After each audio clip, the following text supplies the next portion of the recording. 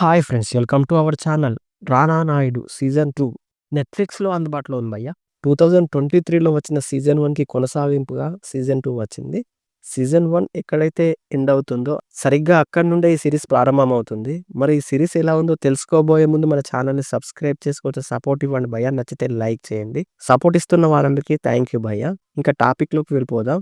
Total 8 ఎపిసోడ్స్‌తో దాదాపు 6 గంటలుగా సాగే ఈ వెబ్ సీరీస్ ఎలా ఉందో చూద్దాం. ఫస్ట్ సీజన్‌లో ఉన్నంత వల్గర్ డైలాగ్స్ కానీ, అడల్ట్ కంటెంట్ గానీ ఈ సీజన్‌లో లేవు. చాలా వరకు తగ్గించారు.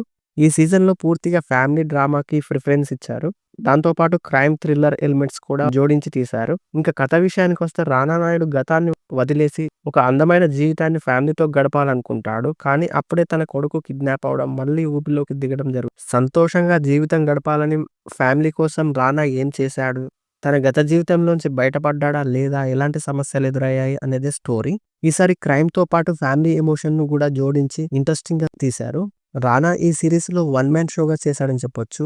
ఒకవైపు ఫ్యామిలీని ప్రేమిస్తూనే మొహం మీద ఏమాత్రం కనబడకుండా ప్రాబ్లమ్స్‌ని ఎదుర్కొనే క్యారెక్టర్‌లో జీవించాడని చెప్పొచ్చు.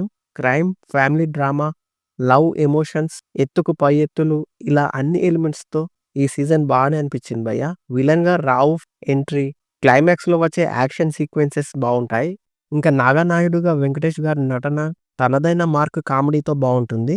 ఫ్యామిలీ కోసం రానానాయుడు తీసుకునే కేర్, చేసే త్యాగం, ఇంకా అతని మాస్టర్ మైండ్, అతని నటన ఈ సీజన్‌కి హైలైట్‌గా అనిపించాయి.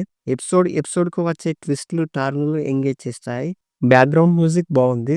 ఓవరాల్‌గా నాకైతే నచ్చింది భయ్యా. ఒకసారి చూడొచ్చు అనిపించింది. మీరు కూడా చూసేయండి. ఎలా ఉందో కామెంట్ చేయండి. Thank you for watching.